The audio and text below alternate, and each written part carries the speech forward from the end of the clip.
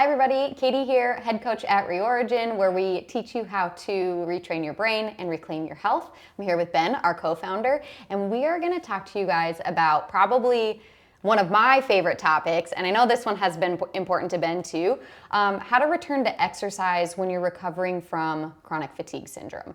So I know that this can be a really up and down journey for those of us who struggle with or have struggled with chronic fatigue. So Ben and I are going to share a little bit about both of our own experiences, and then we're going to give you some practical tips that you can use on your own journey.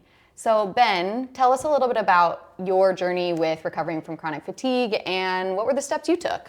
Yeah, so just for the people that are new to this channel, I struggled with chronic Lyme disease for about 4 years. 3 of those years I was completely bedbound. I actually even gave a TED talk on it you can check out as well. But in the aftermath of that, I was left with severe and debilitating chronic fatigue. And one of the things that I found was I found myself stuck in this kind of push and pull pattern of having some better days, some days where I had a little bit more energy. And on those days, as you might expect, as someone who felt like I needed to make up for lost time, I would push myself a little bit too hard. And then oftentimes that would result in me having to overly recover and get into what I call forced recovery or involuntary withdrawal, where it would take me maybe 2 weeks or in some cases 2 months to recover and just get back to that baseline where I was. And then of course, again, I would come at it feeling like I had lost out on time and try and get back into exercise or walks or runs or gym or whatever it might be, and just really struggled to get out of this vicious cycle of overexerting and then being forced into or back into recovery. And it took me a while to kind of figure this out. One quick analogy I'll share that helped me start to untangle it is that I remember thinking about this sort of swing of a pendulum and how I was just kind of going along helplessly for this ride.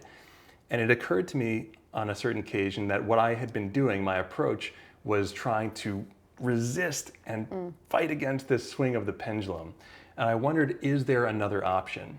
And when I thought about even just the visual of that pendulum, I imagined myself climbing up the string of the pendulum. And the higher up I got, the less sort of I would be pulled along by that swing. So it didn't necessarily stop those fluctuations from happening, because I think one of the really important things for healing and recovery is just understanding and acknowledging, kind of accepting that it's not a linear process. There will be some ebbs and flows, but overall, if we can limit the degree that those flows affect us, limit how agitated we get by that, that is actually setting us up physiologically to move forward, to get less stressed, less reactive, and putting us in a state where healing can happen more efficiently. So this is, there's not such a clear roadmap, but I think the number one thing I would say is acceptance. That energy fluctuates, trying to always relax ourselves into it regardless of the situation. And then the biggest thing is, on our good days, rather than expending all of our coins, spending all of our energy, or for those familiar with spoon theory, which we did a video on, spending all your spoons right at once, I would say not to necessarily hold back, but be a bit lighter.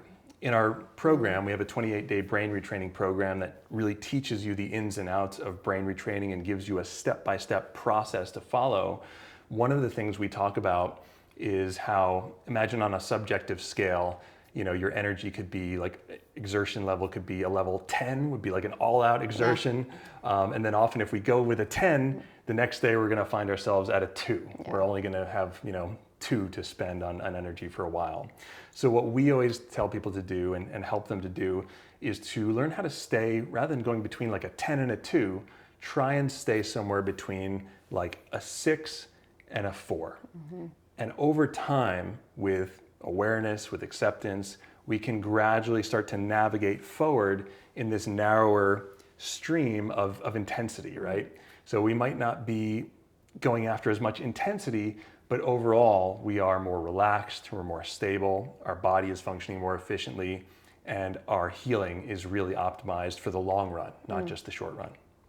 Yeah, absolutely. Something that comes to mind when you talk about that is one of my favorite quotes, and slow is smooth and smooth is fast, you know? So if we're rushing to get back to some level of fitness that we were at before, it's often going to actually slow us down. But when we go slow and more methodically and really think about this and stay in that 4-to-6 ratio, over the grand scheme of things, we're actually moving faster back towards that level of fitness, or just a level of fitness that is much more sustainable. Yeah. And something that also goes along with that is really being able to, and you touched on this a little bit as well, is really being able to set boundaries for ourselves and honor those boundaries to say, okay, this is what my program is going to look like. I'm going to spend 20 minutes in the gym, or even 5 minutes in the gym, whatever it might be. But even if you have this amazing day where you think you can take on the world, honor the boundary you've set for yourself. Respect that, you know what, if I push too hard, tomorrow's not going to be an amazing day. So really honoring those boundaries that we set for ourselves and set for our body. And then one other thing that was really helpful for me in my own journey, returning to exercise from chronic fatigue syndrome, is also changing the way that I looked at exercise, right? We often think of exercise as, I go to the yoga studio and I do yoga for an hour, or I go to the gym and I lift weights for an hour, or whatever that might be. And I really changed my relationship to see that, yeah, those things are exercise, but also, you know, doing the laundry can be exercise. Going out and gardening can be exercise. Cleaning the kitchen is exercise, especially if you have kids and you got to do all those dishes and stuff. So like, exercise doesn't have to look a certain way. And especially when you're at the beginning of this journey, allow yourself to go to a place of acceptance, and allow yourself to appreciate, hey, I can do the laundry. Hey, I can, you know, go out and maybe rake the yard or whatever it might be. And for the time being, allowing that to really be enough for you. Yeah. And I'm really glad you brought up that point about, you know, changing our concept, or in a way broadening our concept of exercise, because I've been there. We both have backgrounds in health and fitness and high intensity stuff.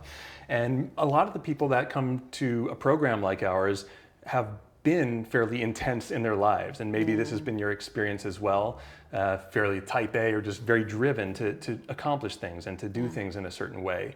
And we might have it ingrained into our brains that exercise really just entails exertion. But in our program, we actually talk about how, yes, we can work out, but there's another side, another way of looking at exercise that we call working in.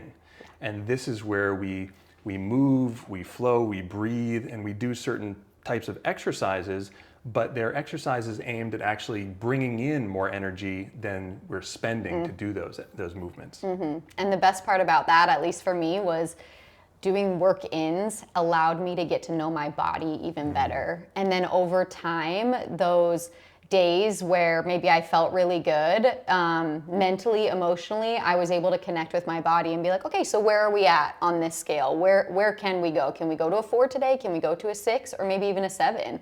So working in really allowed me to get in touch with my body and its own needs, which eventually helped that pendulum to stop swinging so dramatically. So that was really helpful for me as well.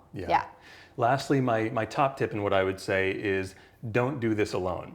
There's so many other people that are experiencing the same thing, and there's something I think really amazing that happens when you're in a community with people, whether it's in person or online, where you can actually talk about it, you can get feedback, and you can actually get tangible strategies for how you can identify what for you is an 8 or a 6, and how you can stay within what we call in our program your sweet spot. So this is something that's not always in the beginning so obvious to identify your own sweet spot. More often than not in the beginning, we realize usually the next day, oh, I overstepped yesterday, right? But as we practice this, as we do it in community with others and gain support, we get better and better at staying in this sweet spot where we can move forward more efficiently and ultimately return to full health. So if you have enjoyed this video, please subscribe to this channel, give us a thumbs up, and most importantly, we always really like your comments, because when you comment below these videos, share what works for you. How do you identify your sweet spot? What sort of exercises allow you to work in and build more energy and don't leave you feeling drained. So leave those in the comments below. That's always really helpful, not just for us, but for anyone else watching these videos. And we look forward to seeing you in the next one.